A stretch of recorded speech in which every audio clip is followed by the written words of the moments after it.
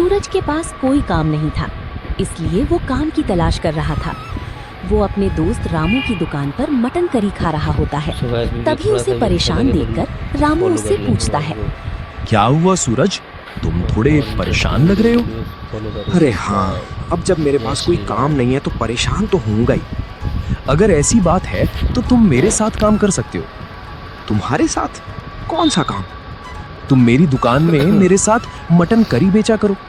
असल में मेरे पास बहुत भीड़ रहती है और मैं अकेले इतना सब संभाल नहीं पाता। अगर तुम रहोगे तो थोड़ा काम आसान हो जाएगा। ठीक है, कल से तो मैं फिर तुम्हारी दुकान में तुम्हारे साथ मटन करी ही बेचा करूंगा। अगले दिन से सूरज ने रामू के साथ काम करना शुरू कर दिया और अब वो दोनों मिलकर मटन करी बेचने लगे। और फिर सूरज रामू से पैसे मांगता है। रामू, मुझे आज के पैसे दे दो। ये लो 300 रुपए।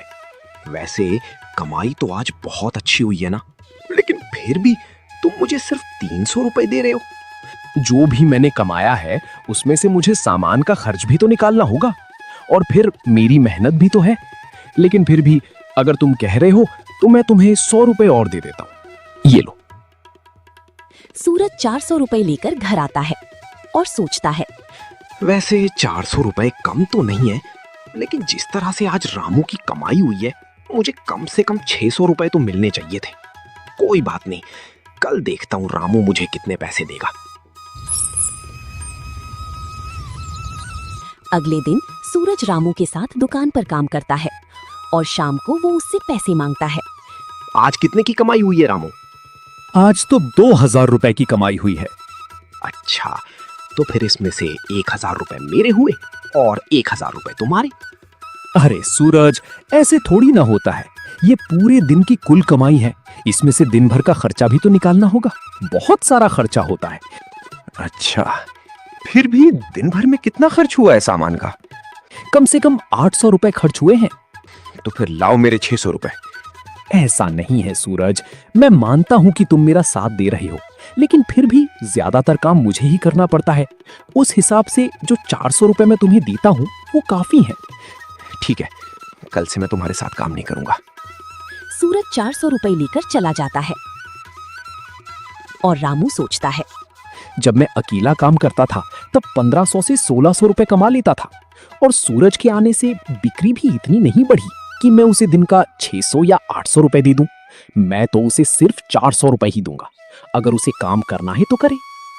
लेकिन सूरज को लगा कि रामू उसके साथ धोखा कर रहा है। रामू दिन भर इतनी सारी मटन करी बेचता है, वो कमाता भी अच्छा है, लेकिन फिर भी वो मुझे पैसे नहीं देना चाहता। तो मैं उसके साथ काम क्यों करूं? मैं खुद ही अकेला काम कर लूंगा। सूरज अकेले काम करने की सोचता है और जो थोड़े बहुत पैसे उसके पास थे उन्हें काम में लगाने की कोशिश करता है। 400 रुपए मेरे पास हैं और सामान में 500 रुपए का खर्चा आएगा और एक छोटा सा ठेला मैं किराए पर ले लूंगा। फिर मैं अपना ठेला रामू के ठेले के पास लगाऊंगा, तब उसे पता चलेगा कि मैं उससे बेहतर काम कर सकता हूँ। सूरज ऐसा ही करता है और वो अपना ठेला रामू के ठेले के पास लगा लेता है। ये देखकर रामू थोड़ा परेशान हो जाता है। अभी 2 दिन पहले ये सूरज काम ढूंढ रहा था। जब मैंने इसे काम दे दिया तो ये मेरे साथ काम करने लगा और अब इसने खुद का ठेला लगा लिया। इसे लगता है ये काम करना बहुत आसान है। खैर, मुझे क्या करना, मैं अपने काम पर ध्यान देता हूँ। जहाँ रामू अपने काम पर ध्यान दे रहा था, वहीं सूरज इस बात पर ध्यान देता है कि लोग उसके यहाँ ज्यादा आ रहे हैं या रामू के यहाँ। इस रामू के यहाँ तो ठेला लगाते ही लोग आना शुरू हो गए, लेकिन मेरे पास अभी तक कोई नहीं आया। ये सब रामू की वजह से हो रहा है, लेकिन कोई बात नहीं, धीरे धीरे कुछ लोग तो मेरे पास भी आएंगे ही। शाम तक सूरज के पास भी जैसे तैसे ही सही, लेकिन कुछ लोग मटन करी खाने आ ही जाते हैं। लेकिन फिर भी रामू के मुकाबले उसके पास बहुत कम लोग आ रहे थे और यही बात उसे परेशान कर रही थी। आज मेरे पास बहुत कम लोग मटन करी खाने आए हैं, जिस वजह से मैं सिर्फ 500 रुपए ही कमा पाया हूँ। लेकिन ये रामू जरूर बहुत पैसे कमा रहा होगा। अब मुझे कुछ करना पड़ेगा। जहाँ सूरज रामू से जल रहा था, रामू अपने काम पर ध्यान दे रहा था। अरे वाह, आज तो बढ़िया कमाई हो गई। ये तो बहुत अच्छी बात है। इसका मतलब सूरज के चले जाने से मेरे काम पर कोई खास फर्क नहीं पड़ा है।